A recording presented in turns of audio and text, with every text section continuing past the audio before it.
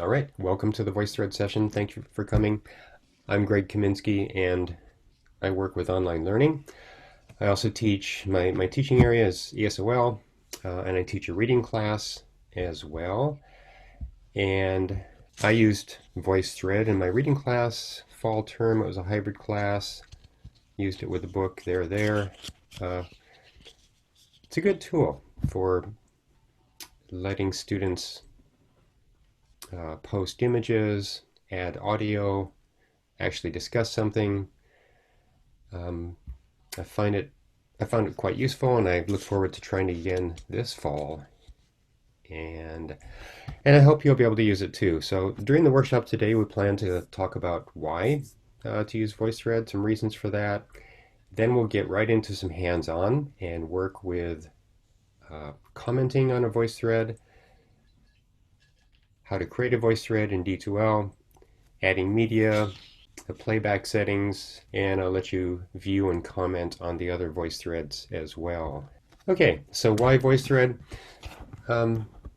As I mentioned in the email, it lets students hear your voice and see your video, so it humanizes the whole experience for them in a sense. So text discussions are great for a while. You can go quite in depth with text discussions, but after a while it's really helpful to add images, to add audio, let them see your mannerisms, and let students do the same so that you can see them. So it really empowers students in that way to be able to add images, add their voice. It can help promote the social presence, build community for the whole class. You might be using it for student introductions, or perhaps for something else related to the course. You can import a slideshow, so you can actually use it as a lecture tool, and students can view those lectures. And the difference there, the nice thing is they can stop and they can pause and they can ask questions, and you can go back and find those questions later and respond. So they can actually ask questions while they're viewing your lectures then. And you might want to have students use it as a final project for a final presentation, perhaps. I won't go through the resources right now. They're all included in the D2L course shell that we'll be looking at next. All right. I hope all of you have your D2L open and log in to D2L. And what I'd like you to do is to do a search for this class, VoiceThread Sandbox. So just come up to the waffle icon here at the top and type in VoiceThread Sandbox. Hit the magnifying glass, and you should find this course, and just enter that. I will note that you can add a VoiceThread directly on the home page inside an announcement, so it could be front and center for students right there. But I've placed these in content, and I think that's probably where you'll put your VoiceThreads, in the content. Go ahead and click on content, and the first thing we're going to do is just to see how to comment on a VoiceThread, to add a comment to a VoiceThread. Before we get there, I will let you know there's a module here with VoiceThread resources, and that has the collection of resources that I showed you briefly in the PowerPoint slide. And perhaps even more useful after that are a couple of VoiceThread samples.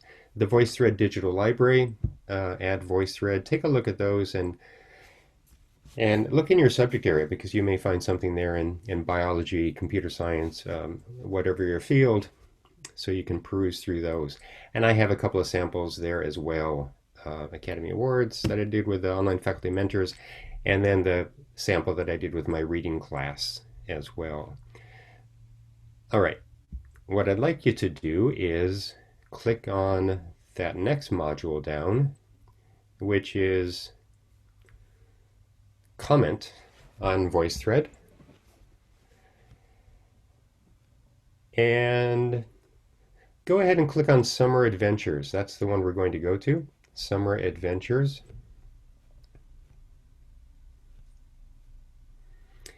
And while you're doing that, I will just point out that the next couple of items here are samples only, where I imported Google Slides and PowerPoint slides. So if you use PowerPoint or if you use Google Slides, you can actually import those into VoiceThread, and it will give you something like this. So it gives you one slide per slide, and I did not add any audio to this, but if I wanted to, I could go through these slides and add audio comments to each of these then. So just like you're presenting a lecture in the class in a sense, but here's where students could come in and add comments or add questions to your lecture.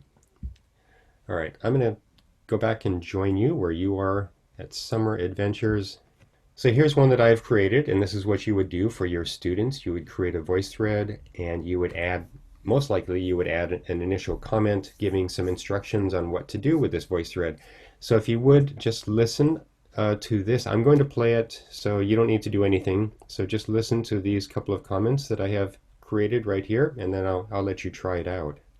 Hey everyone, I guess none of us will be going to Tahiti this summer, but share where you should have gone this summer if you had a trip in mind or something that was postponed until next summer. Anyway, to leave a comment, just put your cursor down in the center, the lower center, right in the center of the screen, and you'll have a pop-up response menu. You'll be able to choose a video camera or audio or a text response, but try either the audio or the video response. Give the video a try if you can. Thanks. Okay, here's a sample audio response. I had planned, well, I still plan to make a trip to California this summer to take my son to college for the fall. That won't be until August, so we'll see what happens. All right, so there you have a couple of samples. Go ahead, and what I'd like you to do is make a comment then. So notice when I put my cursor here, so right in the center, lower center on the plus sign, I can add a text comment. Avoid that for today. You can do that with a discussion shell, discussion area. But you can add text, and you could add audio with a microphone, video. So try audio or video today. A phone is okay, it works. It's a bit clunky. It gives you a phone number to call back and leave your voice message then. So notice when I click on audio, for example, it goes into a recording mode. So it's recording right now. I can give my reply. I can stop the recording, and then it is uploading. And for example, it goes into a recording mode. So I can listen to that. I can cancel out of there, do it again if I would like to. In this case, I'll save it, and you'll notice that it is posted as the next reply in line then. So I'm going to give you 3 minutes. Go ahead and try this out. Make a comment. Greg, can I ask a question while we wait? Sure, go ahead. If we post a thing, like a slideshow, and we have students making comments in there, do we get alerted? Like, do I get an email or some sort of a bing, or do I have to go back through those lectures and look for them? It's your choice. Okay, so cool. Even after today, you will probably receive notifications, and they might bother you because it's a little bit, it can be overwhelming. But it's nice that they're grouped together, typically grouped together, and the notifications. But you have control over that. I'll send a follow-up message about notifications and how to change the notifications. Okay. Thanks.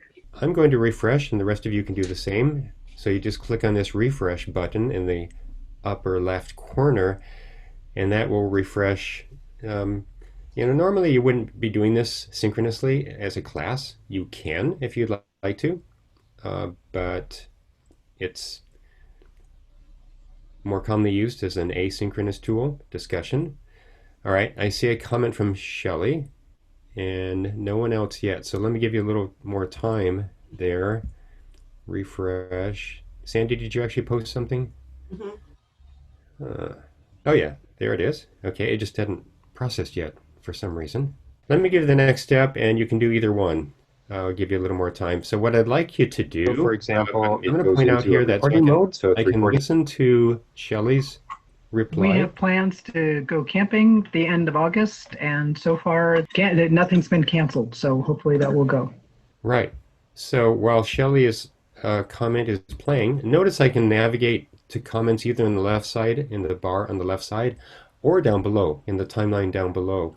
The items that are in orange are those that I have not listened to yet. So Sandy's reply is still in orange color down here. Now, if I'd like to go back to Shelley's, and if I'd like to make We have plans a to. private reply, not a private, well, I can make a private reply actually by clicking on that lock there. That's going to make it a private reply. But I would like to make a direct reply, in this case, back to Shelley. So notice that when you click on down below on this plus sign in the center of the screen, that's the main reply area. That posts your reply in a box just at the bottom of the list of replies. But I'd like to do a threaded reply directly to Shelley. And so in this case, I'll click on the arrow, this little back arrow. That's going to be a reply directly to Shelley. And then I can choose the mode for the reply. And usually I do audio, but let me try a video reply. Camping sounds great, Shelley. I hope to go camping as well. I'm just a little concerned about getting there, and restaurants and shopping, getting prepared. But yeah, out in the wild would be great. So I can stop the recording right there, and it is processing. I can listen to it. Usually I do audio. I'm not going to listen to it. I'm going to say, yeah, that's great. I'm going to save that. Now notice this one shows up as a circle, and there's a line connecting it directly to Shelley's reply. So we can see that I it's have a question. reply. Yes. From the student standpoint, so when I recorded that and then when I hit save, is there a way for me to take it back out? I mean, for example, I put this long pause in there, not on purpose, but I was trying to think. And so I know I could not save it and redo it, but once I've saved it, is there a way to take it back out? Yeah, you can delete it. You can delete any of these, but you can't edit. You can't edit. Okay, but as the student that put it in, I can also delete what I put in. Yes. Yeah, Okay. you can delete what a student puts in or what you put in. Yes. But I mean, so the students can delete their own. The students, After they have posted it and saved it, can they I doubt it. delete? I doubt it. I would have to check on that to be sure. I don't think so, but they could ask you to Okay. delete it. Okay. They could ask you to delete it. Right, I have a quick question. Do we Yes. add the comment using the plus in the middle of the screen at the bottom? Is that how you add a comment?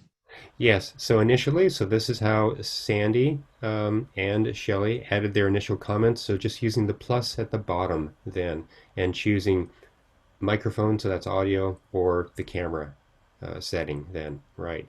The text, I say avoid it, but the text can be useful if you have something really quick and short, or if you have a URL, because the URL becomes a direct link, a hot link directly to the website. So that could be a reason to include the text option. So Notice if I, also, just one okay, second here. So usually I do audio, but let me try a video reply. Notice also that when the student is, or when you are speaking, you have control over the enlarging the video if you'd like to. And so students can actually enlarge that, which, could be good for some purposes, especially if you're a language teacher and working on pronunciation, or interpersonal communication, something like that. Yes, somebody had a question. I'm sorry, I was going to say, so as I was listening to you, I was trying to add a comment, but my microphone was muted. So how does it actually take it from, I couldn't quite figure out if it was recording or not, because it said it was recording. So I'm not sure if it is recording what you're talking about or if it's, Yeah, it probably was recording, because keep in mind that the mute, if you get a sign that says mute, it's probably talking about Zoom, because we've got two systems going on here, and normally you won't have to deal with that because you'll just be working with VoiceThread on your own then. And Yeah, it probably worked, Gayatri. So try it, the sample, Okay. and just you can test it and see if you hear something. Then if you get a message that pops up that says your microphone is muted, then it's probably talking about Zoom. That's probably Zoom because all of you are muted in Zoom, which is good. So we're not disturbing each other while we're trying to record. However, I have come upon a couple of instances where the microphone hasn't worked in VoiceThread, and if that happens to you, let me know because I have a website that I can send you to, VoiceThread support site, about making sure that your settings are properly set up in Chrome or Firefox or whatever browser you're using. Good. Let me give you 3 more minutes here, and if you would, try a threaded reply. Or if you haven't done a regular reply, try that. Try either one, threaded or a regular reply to one of these. So I'm going to be quiet for just a bit and let you try to reply. So how do they get the notification once we reply? It depends on what you have set up, what you like to set up, but because you can change your notifications. In fact, after today, you may be receiving notifications through email since you are part of this voice thread, and so you may be notified when somebody adds to this. And you can adjust that then. I'll send you information about that. The thing is to adjust it. So right now we're using it in D2L, and your students have to access through D2L. You actually don't have to access through D2L. And in fact, to change your notifications, it's outside of D2L. You're going to be authenticating your actual PCC VoiceThread account. And the message I'll send you, it will take you to the VoiceThread page to sign in, and you'll actually have to say, forgot my password, reset my information, and then you'll type in the password. It'll let you reset that, and that will be a one-time thing, and then you'll be able to access VoiceThread directly through voicethread.com or through D2L, either way. But your students right now need to go through D2L to do that. We're trying to get it set up, changed through IT so that VoiceThread will be recognized outside of D2L, so that students can also authenticate outside of D2L, because they are receiving these same notifications about the messages, new messages posted. Okay, so I'll refresh that one more time, and we can see our comments building up there. Okay.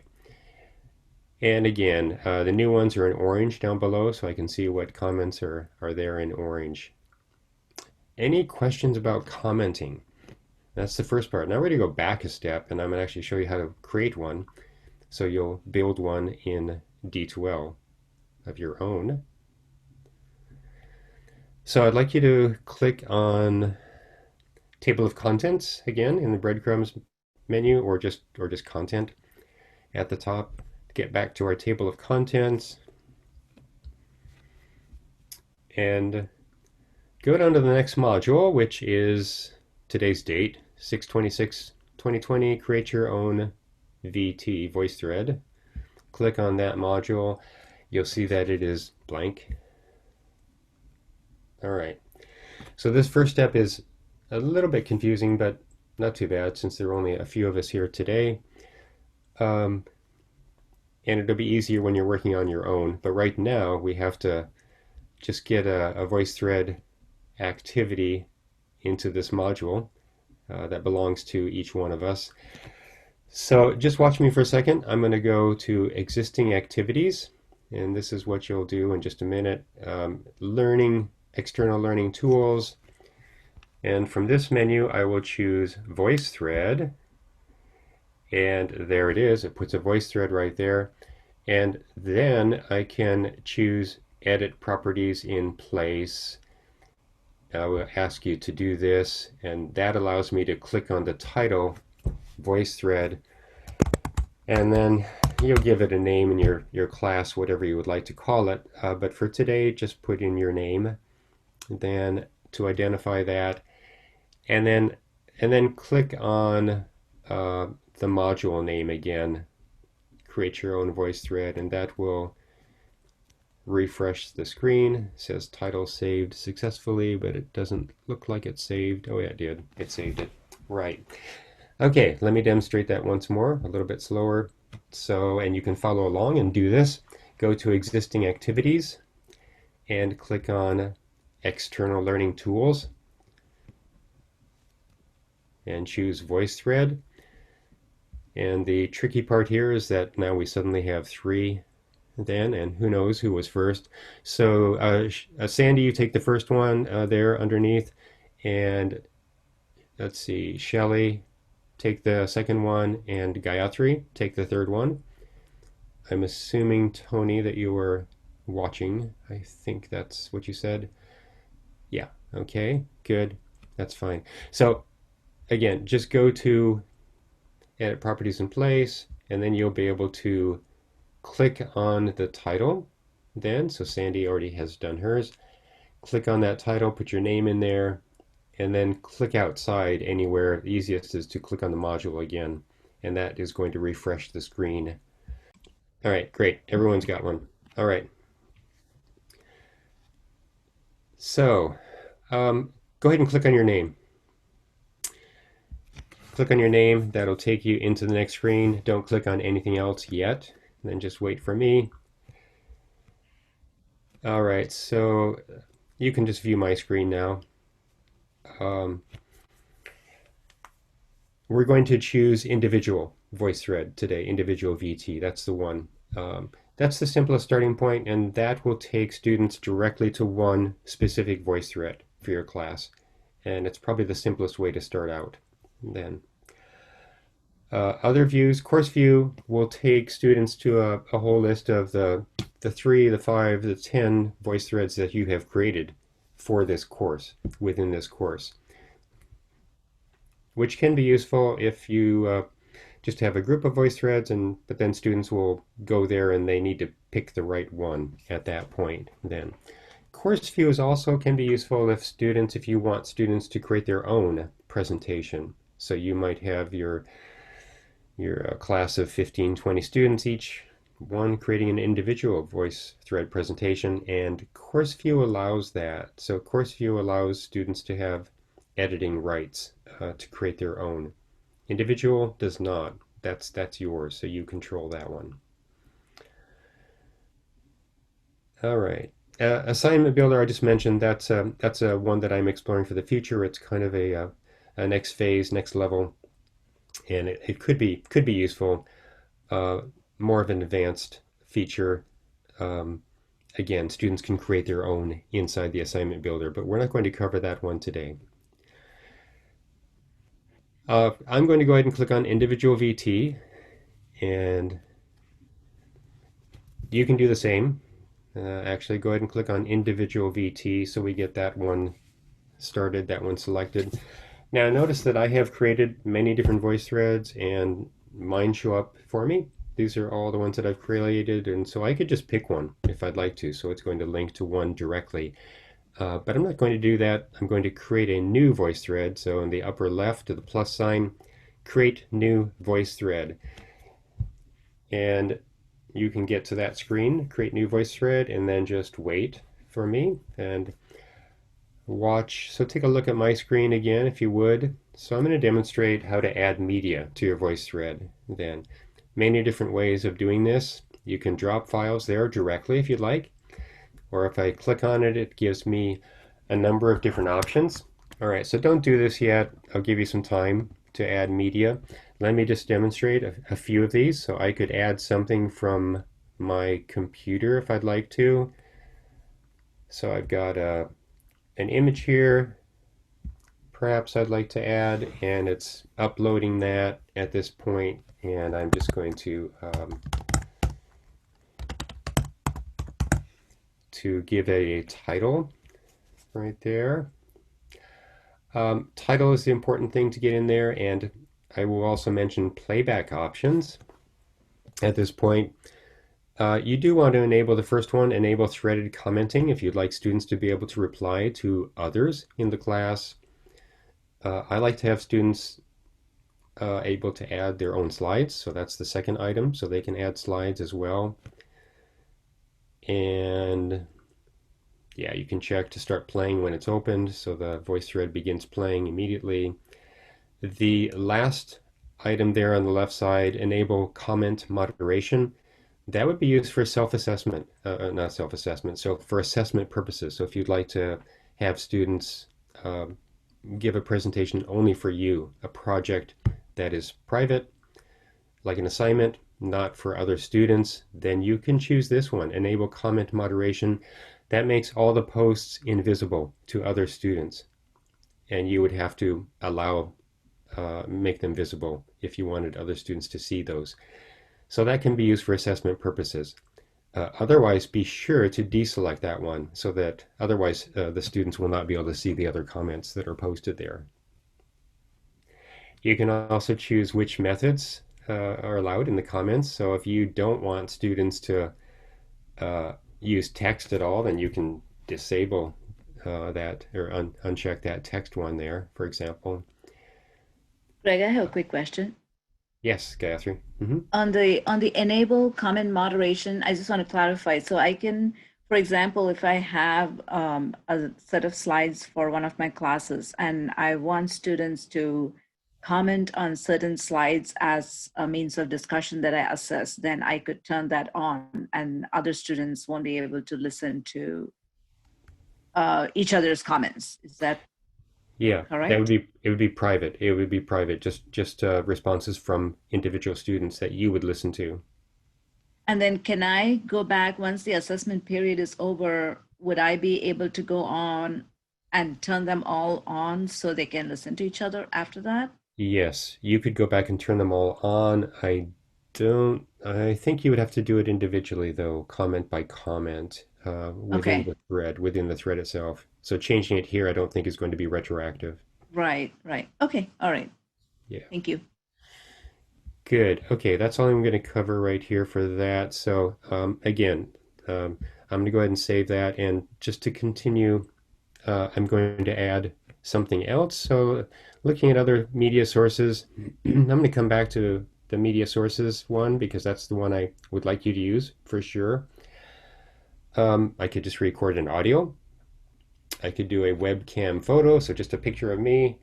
I don't know when you would use that, but possible, it's there.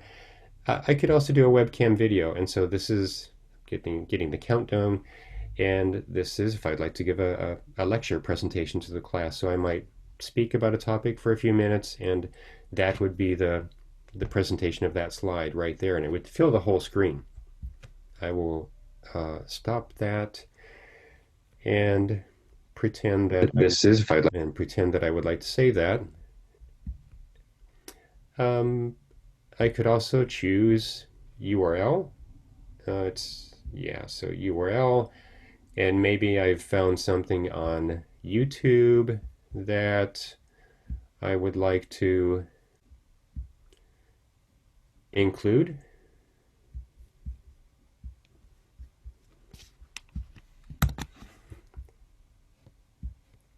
So there it is. That's adding that one, the YouTube one that I have imported.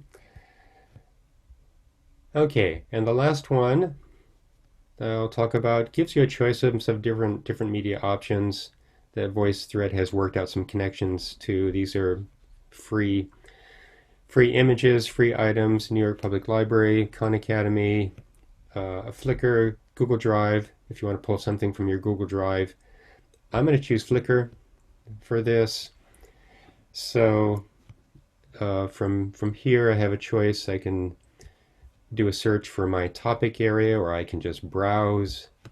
I will just, let's say I would like to have a picture from Chile. And okay, I don't know. Let's just say I like this one right here. I'm going to import that image. And so media imported, and that's it. So I can go back to my media sources. I'm going to go ahead and close this now. And the final option here is to share with the class. Then skip commenting for right now and go to number 3, because you have to be sure to share it with the class. And again, just click on share with class, so that makes it available to the whole class. And then all right, So I'd like you to go ahead and work on that then. So you want to add add media to your class. Notice I can go back. You can choose any of these. If you have something on your computer, that's fine. If not, just go to media sources for now, and go to Flickr or New York Public Library and find something, grab it, and import it. One slide is enough. If you'd like to do more than one slide, that's fine too. If you have time for that, that's good too. So let me just give you a few minutes to do that. Greg, I have another question. Mm-hmm.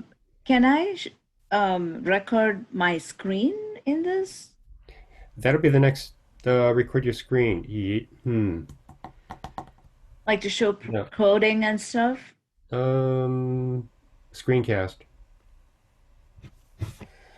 No.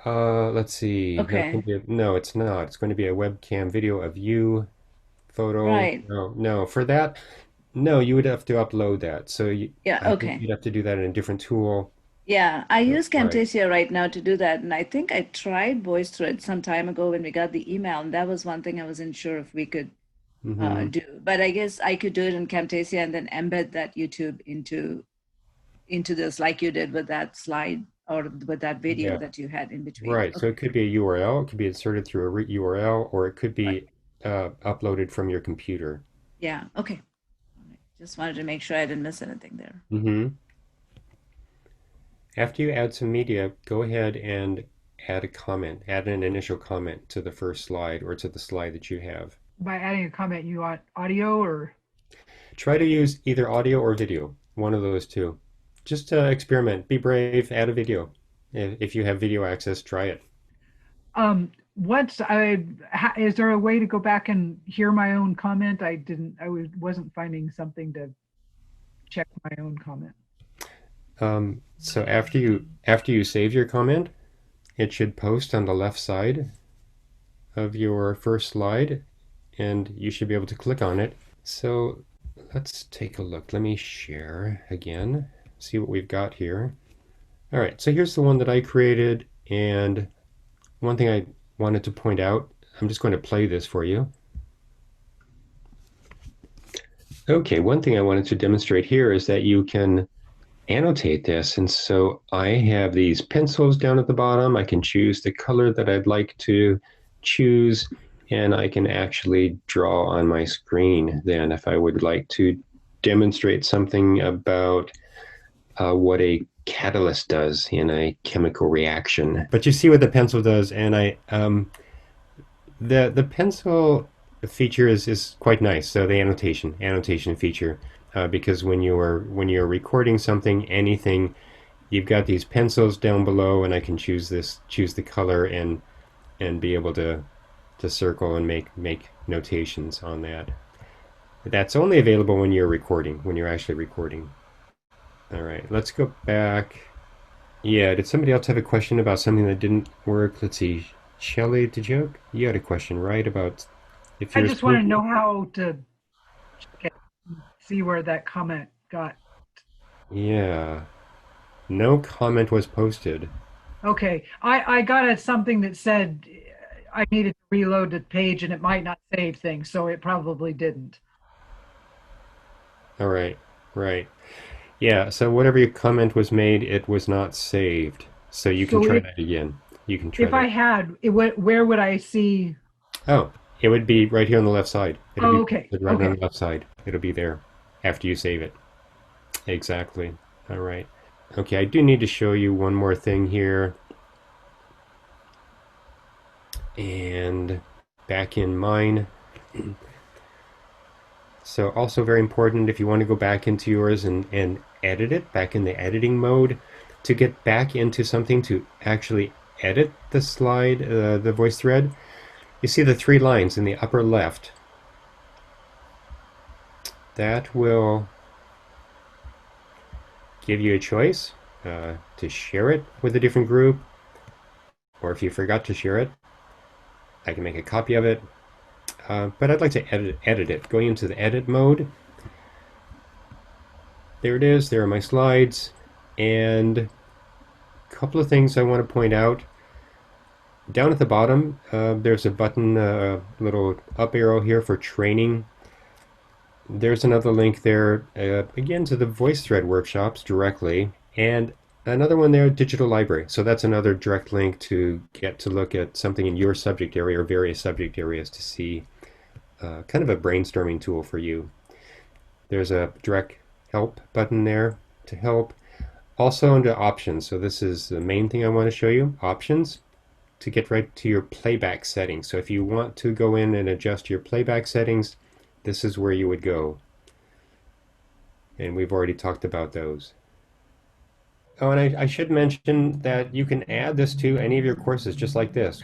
For those of you who have time for just one other item here, you can add these anywhere. You can add a VoiceThread to the modules as we have done here. You could also just put it directly on the home page if you'd like to. So I can add a new announcement and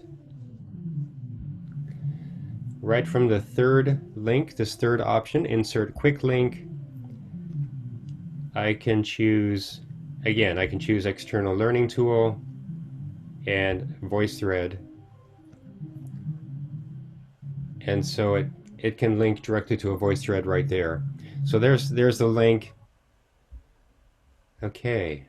So just in the few minutes left, if you would, either finish up the comment on your own, but what I'd really like you to do is just visit at least one other VoiceThread. So go into another one, go visit what Gayatri has done, or Shelley, Tony, Sandy, so anyone, visit one more, take a look, listen, and try to add a comment. Add one comment to somebody else's VoiceThread if you could, just in the last couple of minutes.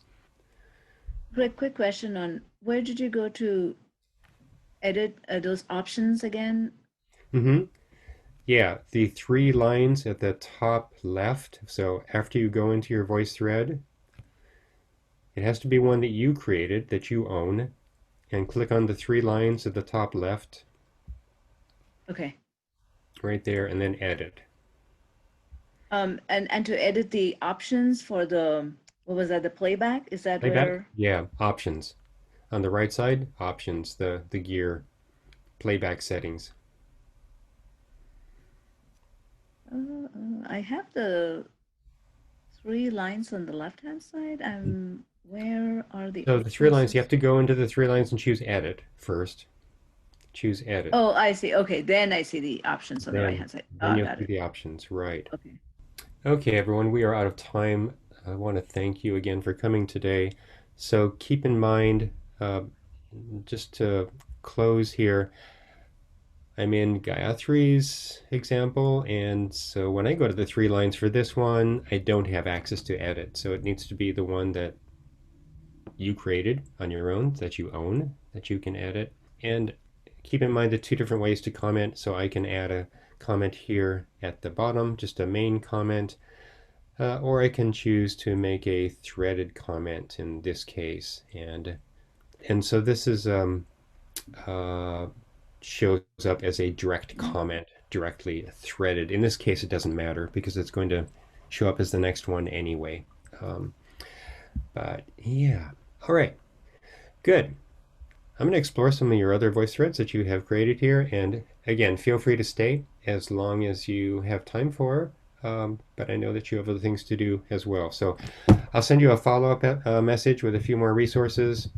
You will continue to have access to this sandbox area, so feel free to explore and just play around in here. Just don't delete any of the modules because I'm using this with other workshops as well. But feel free to create your own VoiceThreads. Thank you very much.